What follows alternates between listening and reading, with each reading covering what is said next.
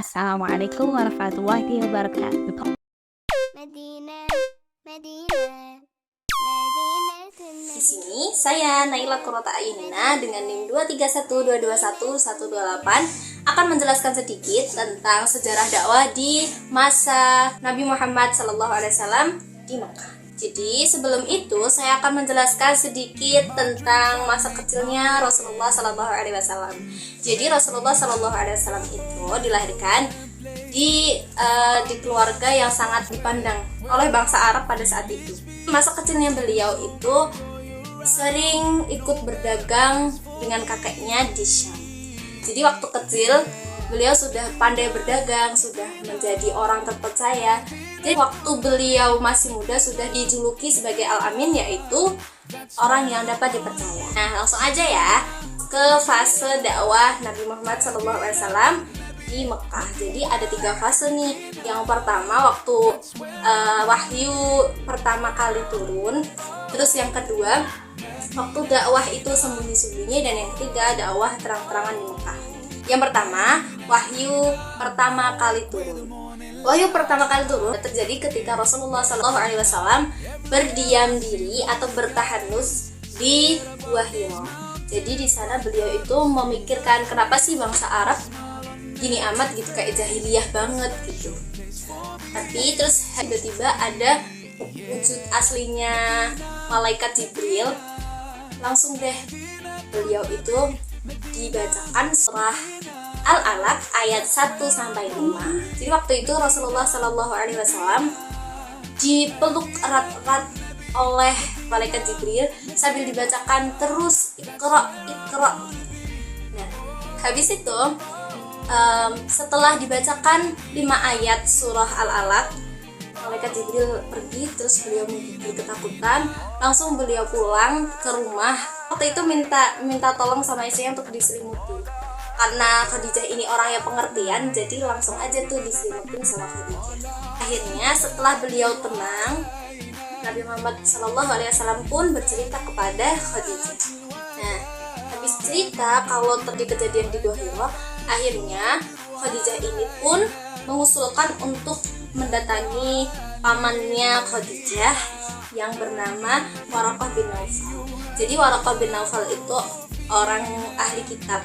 Langsung tuh Waraqah bin Naufal pun menjelaskan 4 hal. Yang pertama, Rasulullah SAW menjadi utusan Allah yang terakhir. Terus yang kedua, malaikat Jibril yang mendatangi Nabi adalah malaikat yang mendatangi Nabi Musa juga. Terus yang ketiga, kaumnya akan mendustakan, memerangi, dan menyakiti Nabi.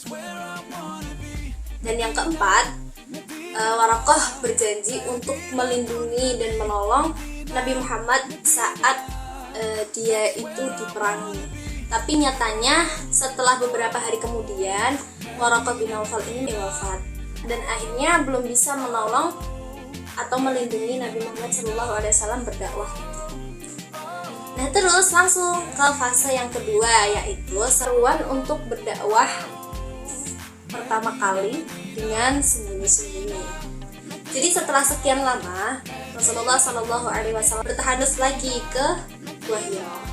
Lalu malaikat Jibril itu datang lagi memberikan wahyu surah Al-Mudaththir ayat 1 sampai ayat 7, yang di situ berisikan tentang perintah mendakwahkan Islam. Namun dikarenakan kondisi bangsa Arab pada masa itu tidak baik-baik saja atau masih banyak yang jahiliyah, jadi Rasulullah SAW berdakwah dengan cara sembunyi-sembunyi. Langsung saja ke poin yang ketiga, yaitu seruan untuk berdakwah secara terang-terangan. Setelah 3 tahun lamanya beliau berdakwah secara sembunyi-sembunyi, Rasulullah SAW pun mendapatkan wahyu lagi. Di situ ada perintah untuk Nabi mendakwahkan secara terang-terangan. Setelah Nabi Muhammad SAW diberi wahyu itu, beliau langsung mengumpulkan orang-orang Quraisy di Bukit Safa. Beliau langsung dakwahkan secara terang-terangan, sembahlah Allah, karena tiada Tuhan selain Allah. Tapi Abu Lahab sebagai pamannya Nabi Muhammad SAW ini menolak secara terang-terangan di situ. Jadi Abu Lahab secara tidak langsung memerangi Nabi Muhammad SAW. Sedangkan Abu Thalib, paman Rasulullah SAW yang lainnya, beliau tidak mengikuti ajaran Nabi, tapi beliau berkontribusi melindungi Rasulullah SAW. Namun di saat itu juga tidak semuanya memerangi Nabi Muhammad SAW. Ada yang langsung bersyahadat di saat itu juga, ada yang secara di belakang gitu bersyahadatnya. Nah, habis ini karena dakwahnya secara terang-terangan, akhirnya kaum kafir Quraisy itu terang-terangan juga tuh memerangi Nabi Muhammad SAW.